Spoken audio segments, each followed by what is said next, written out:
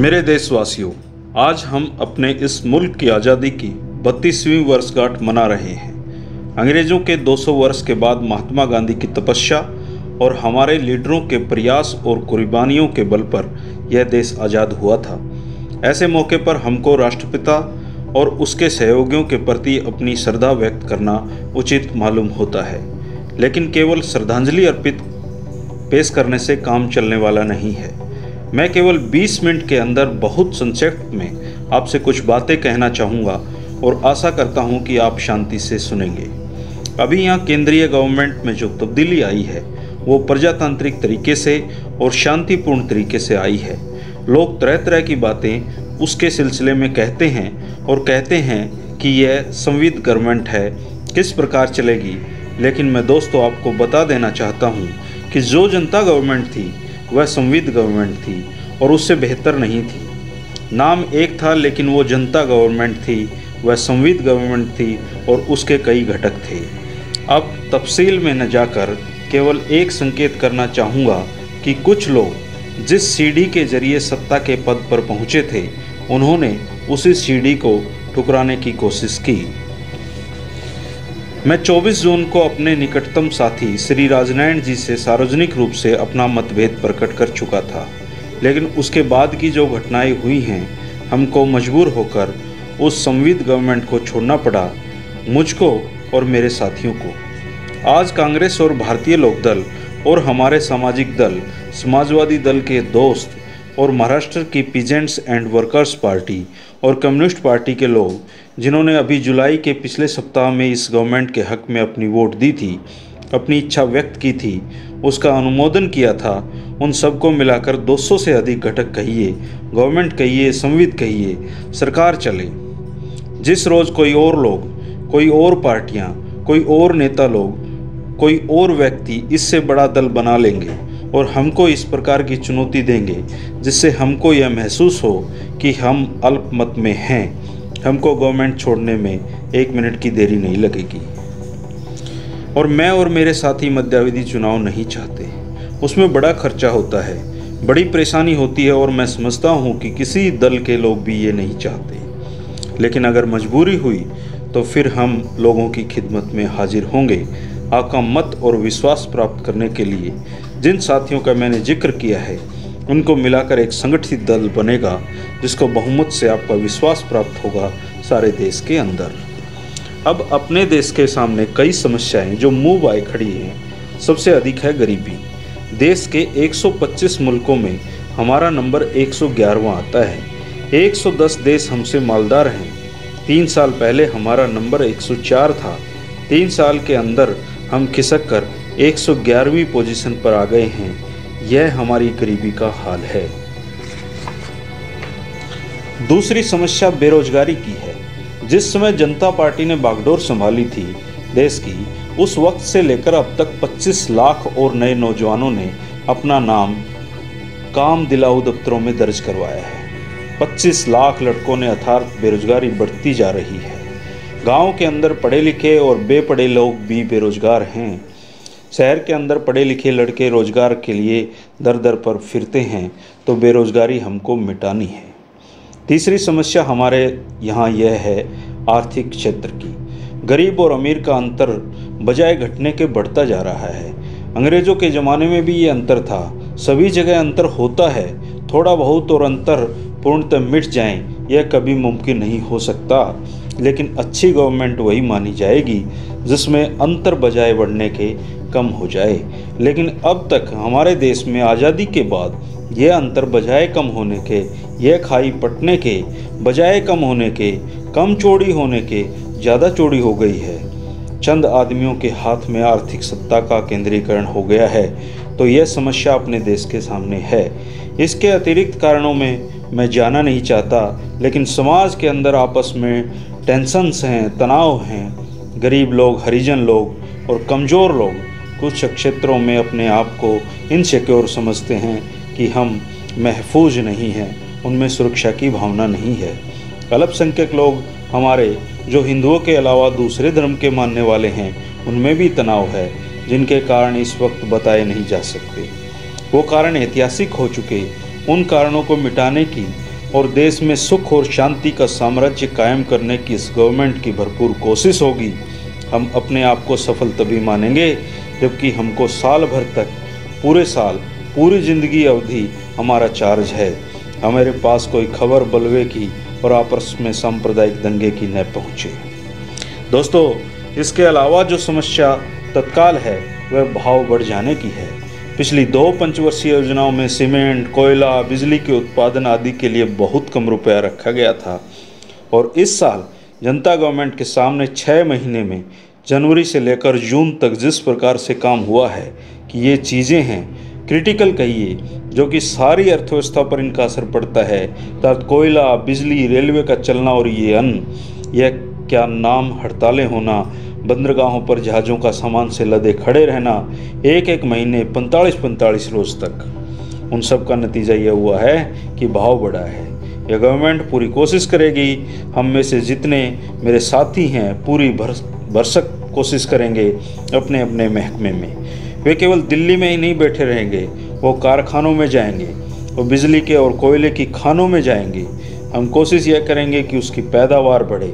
जब तक इन चीज़ों की पैदावार नहीं बढ़ती है, भाव बढ़ता रहेगा, यह मुल्क तरक्की नहीं करेगा। लेकिन दोस्तों, इसके साथ यह भी बात है, जिन चीज़ों में कुछ कमी नहीं है, वो सामान वगैरह और भी कुछ चीज़ें, उनके भाव भी बढ़ रहे हैं। उसके सिलसिले में मैं थोकदार या खुदरा व्यापारियों से अपील करूंगा कि लाभ तो हर आदमी चाहता है, लेकिन ऐसा लाभ, इतना लाभ जिससे कि देश को और जनता को हानि हो, उस लाभ से, उस लालच से अपने आप को दूर रखें और बचने की कोशिश करें। वरना हमने यह तय किया है कि जिस तरह से अब तक ब्लैक मार्केटिंग, प्रॉफिटियरिंग चलता है, तो वो नहीं चलने पाएगा, आगे से हरगिज नहीं चलने पाएगा। दोस्तों, हम ये जानते हैं कि हमारे कौन कौन से वर्ग हैं जिनको कि गवर्नमेंट की तरफ से आर्थिक सहायता की आवश्यकता है। इसके लिए मैं पहले आपको ये बताना चाहता हूँ कि जहाँ यह भाव वगैरह बढ़े हैं, कुछ चीज़ों के वहाँ खाद्यान्नों की कमी नहीं, हमारे भंडार भरे हुए हैं। उसके लिए हमको किसानों का उपकार मानना चाहिए। किसान मेहनत करता है और वर्षा नहीं होगी या कम होगी तब भी मेहनत करता रहेगा। और जहाँ तक खाद्यान्नों का सवाल है, कोई इसकी कमी इस देश में नहीं हो पाएगी। दूसरी जो एक और अच्छी किरण या सुनहरी किरण है, वो ये है कि हमारी विदेशी मुद्रा, जिससे कि बाहर से हम सामान खरीद सकते हैं, जिससे कि अपने देश की ज़रूरत हो, उसकी भी कोई कमी नहीं है। अब मैं उन वर्गों का जिक्र कर रहा था जिनकी तरफ गवर्नमेंट को ज़्यादा ध्यान देने की ज़रूरत है। हरिजन लोग, आदिवासी लोग, भूमिहीन लोग, बेरोजगार लोग, या जिनके पास केवल रोजगार है, और अपने देश के 50% से अधिक किसान जिनके पास केवल 1 हेक्टेयर ज़मीन है, 4 बीघे ज़मीन से कम है, इन सब की तरफ गवर्नमेंट का विशेष ध्यान होगा। अब तक गरीब लोगों की उपेक्षा होती रही है। प्लानिंग कमीशन का जो अभी ताज़ा अनुमान है, उसके अनुसार 48% आदमी गाँव में हैं, 41% हमारे शहरों में हैं। वो लोग हैं जो गरीबी की लाइन में हैं, उससे नीचे हैं, अर्थात सूखा अन्न पर्याप्त मात्रा में नहीं मिल रहा है। सूखा अन्न मैं कह रहा हूँ, अन्न के भंडार पड़े रहे हैं। आप कहते होंगे तो फिर देश के अंदर क्यों है भूख? उसका कारण यह है कि उनके पास क्रय शक्ति नहीं है, उनके पास परचेजिंग पावर नहीं है। अगर किसी आदमी के पास 2 रुपये या 10 रुपये नहीं है पैसा अन्न खरीदने के लिए, तो अन्न की कितनी बहुतायत हो, वो भूखा ही रहेगा। लिहाजा जिनकी तरफ, जो कि बड़े बड़े शहरों के महलों के और बड़ी बड़ी दुकानों के कोठियों के पीछे रहते हैं, जिनकी तादाद 41% मैंने बतलाई है, 48% आदमी जो गाँव में रहते हैं, ये जो भूखे नंगे, उनकी तरफ यह गवर्नमेंट सबसे अधिक ध्यान देगी। ये गवर्नमेंट अपने पदों पर रहने के योग्य नहीं मानी जाएगी अगर उनकी ओर सबसे अधिक ध्यान नहीं देगी। हमारी कोशिश होगी कि हर आदमी देश के अंदर एम्प्लॉयड हो, बेरोजगार हो, बेरोजगार न हो। उसके लिए खेती की पैदावार बढ़ाने की तरफ विशेष ध्यान देने की आवश्यकता है और छोटे छोटे रोजगार। जब अंग्रेज यहाँ आए थे तो 25% आदमी उद्योग धंधों में लगा हुआ था। आज बड़े बड़े कारखानों के लगने के बावजूद 9% आदमी उद्योग धंधों में लगा हुआ है। लिहाजा ज़्यादा चाहे कितने ही लाख कारें अपने देश में हो गई हों, चाहे कितनी ही गगनचुंबी इमारतें क्यों न बन गई हों, दिल्ली में बन गई हों और चाहे कितने ही लोगों के पास टेलीविज़न सेट, रेडियो सेट क्यों न हो, मेरा अपना अनुमान है कि जहांगीर औरंगजेब ज़माने में सन 1707 तक, जिसके बाद देश में 1857 तक 150 वर्ष तक उस वक्त देश के जो माली हालात थी, आज उससे हम गरीब हैं, आज उससे हम कमज़ोर हैं। मैं शहर के दोस्तों से कहना चाहूँगा, ये जो तरह तरह की नुक्ताचीनियाँ अखबारों में और लोगों में बैठ कर होती हैं, मैं उनका जवाब नहीं देना चाहता। केवल यह कहना चाहता हूँ कि व्यापार, परिवहन, उद्योग धंधे नहीं बढ़ेंगे और वो तब बढ़ेंगे जब खेत की पैदावार बढ़ेगी। इसके अलावा और कोई रास्ता नहीं है। हमारा ध्यान होगा कि गांव में छोटे छोटे रोजगार कायम किए जाएं। हमारी बहू बेटियां जो आप सड़कों पर देखते हो पत्थर कूटती हुई, इनके बाप दादा क्या करते थे मालूम करो। कोई ना कोई रोजगार आज़ादी के साथ कोई ना कोई दस्तकारी करते थे। वो दस्तकारियाँ अंग्रेज़ों के ज़माने में ख़त्म हो गई और हमारी भी इस सिलसिले में गफलत रही है। गांव के छोटे छोटे रोजगार गांव के अंदर कायम करने पर अधिक बल देंगे, खेत की पैदावार बढ़ाने पर बल देंगे। हमारी कोशिश यह होगी कि गांव के लोग दूसरे पेशों में जाएं। केवल खेती में अधिक लोग लगे रहने से देश की मालदारी बढ़ने वाली नहीं है। दोस्तों, बोलने का समय है। नियम के अनुसार 20 मिनट से ज़्यादा नहीं बोला जा सकता। अभी तो मुझे बहुत सी बातें कहने को थी, लेकिन अब सबको छोड़े देता हूँ। अब महात्मा गांधी की 2-3 जो शिक्षाएं थी, उनकी तरफ आपका ध्यान करना चाहता हूँ, अपने साथियों का, अपने सभी कार्यकर्ताओं का भी। महात्मा गांधी जी का कहना था, it's not justify the means. अगर आपका ध्येय अच्छा है तो उसको हासिल करने के लिए चाहे जिस प्रकार का उपाय और साधन इस्तेमाल करो, नहीं, अगर शुद्ध, पवित्र और पाक देह है और मकसद है तो उसके लिए जो जरिया इस्तेमाल करोगे वो भी शुद्ध और पाक होना चाहिए। यहाँ सब लोगों को, आप लोगों को, आपसे ज़्यादा पब्लिक वर्कर्स को, जो भी जनसेवक हैं उस पर ध्यान देंगे, वरना हमारे यहाँ भ्रष्टाचार नहीं मिटेगा। भ्रष्टाचार की कोई सीमा नहीं है। जिस देश में भ्रष्ट लोग होंगे वो देश कभी, चाहे कोई लीडर आ जाए, कोई पार्टी बसरे इक़्तिदार हो जाए, कितने ही अच्छे प्रोग्राम क्यों ही ना हों, वो देश कभी तरक्की नहीं कर सकता। दूसरा, महात्मा जी का ये कहना था कि कम से कम सार्वजनिक कार्यकर्ता के लिए जीवन एक, लाइफ एक। इसके 2 हिस्से नहीं हैं, एक प्राइवेट लाइफ है, एक पब्लिक लाइफ है। नहीं, कोई कंपार्टमेंट्स, कोई डिब्बे नहीं होते सार्वजनिक जीवन में, अलग अलग, प्राइवेट जीवन अलग।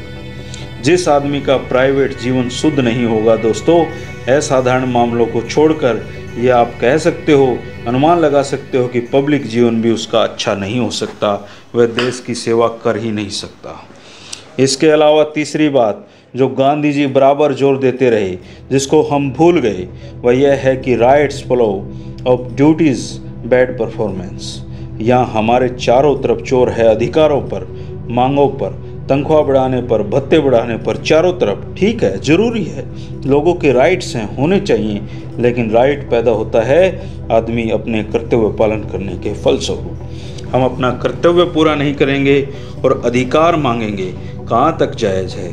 हम मालदार होना चाहते हैं तो उसके लिए पुरुषार्थ और मेहनत करने की ज़रूरत है। मेहनत करने को हमारी कौम तैयार नहीं है। अगर आप मुझे माफ़ करें, दूसरे देशों में जाओ, कारखानों में, स्कूलों में, हर तरफ के दफ्तरों में 8 बजे से काम शुरू होता है, 5 बजे तक मेहनत करता है आदमी, 40 मिनट के बीच में छुट्टी होती है। जापान का तो ये हाल है, अगर मज़दूर नाराज़ होता है अपने कारखाने के मालिक से तो केवल एक काली पट्टी बांध लेता है, लेकिन हड़ताल करने की बात तो कभी सोचता भी नहीं, कभी नहीं सोचता। तो दूसरे देश अगर मालदार हुए हैं तो अपने पुरुषार्थ के फलस्वरूप हमारी कौम चाहती है आनंद भोगना, कमाना, हर तरह का आराम, बिना उसकी कीमत अदा किए। दुनिया में कभी कोई चीज़ किसी को हासिल नहीं होती, न व्यक्ति को और न देश को, अगर वो उसकी कीमत अदा करने के लिए तैयार नहीं है। अगर आज पश्चिम देश मालदार हैं, अगर इजराइल की गायें आज दुनिया में सबसे ज़्यादा दूध देती है उस रेगिस्तान में रहकर, तो उसके पुरुषार्थ के बल पर है। अगर देश को उठना है तो पुरुषार्थ करना होगा। मैं अपने आप को भी उसमें शामिल करता हूँ। अपने जो सहयोगी मिनिस्ट्रान हैं जो यहाँ बैठे हैं उन सबको शामिल करता हूँ। हमको अनवरत परिश्रम करना पड़ेगा, तब जाकर ये देश उठेगा। अब विदेश नीति की बात रह जाती है। हमारी जो पुरानी नीति है, हम किसी गुट विशेष से संबंध नहीं बनाना चाहते हैं, वो कायम है। उसी को हम अपने देश के लिए लाभकारी समझते हैं, वही हमारी नीति रहेगी। किसी भी बड़े से बड़े देश की तरफ हमारा कोई विशेष झुकाव नहीं होगा। हमारा विश्वास यह है कि महात्मा गांधी जी की शिक्षा पर चलकर ही इस देश में, अंतर्राष्ट्रीय जगत में, इंटरनेशनल वर्ल्ड में, इस दुनिया में शांति कायम हो सकती है। लोगों को सुख मिल सकता है। आज नहीं कल, कल नहीं परसों दुनिया इसी नतीजे पर पहुंचेगी। जहां तक दक्षिण एशिया के मुल्कों का सवाल है, हमारे संबंध उनसे सुधरे हैं, जिनसे सुधरे नहीं हैं, लेकिन हमारी आशा है शायद सुधर जाएं। इस सिलसिले में मैं अपने पड़ोसी, जहां के लोग कल तक हमारे भाई थे, पाकिस्तान का जिक्र करना चाहता हूं। हमारी खबरें यह है कि वो बम बनाने की कोशिश कर रहे हैं। वो बम किसके लिए बनाया जा रहा है? चीन से तो उनकी दोस्ती है, रूस से भी उनका झगड़ा नहीं है, अफ़गानिस्तान तो छोटा सा मुल्क है, उनसे भी कोई झगड़ा नहीं है।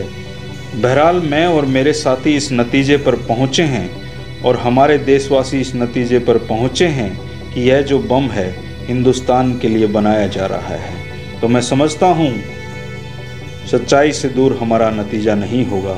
हमने तय किया हुआ है, आज तक हमारा यही फैसला कि हम बम नहीं बनाना चाहते, बम बनाने की दौड़ में हम नहीं पड़ना चाहते।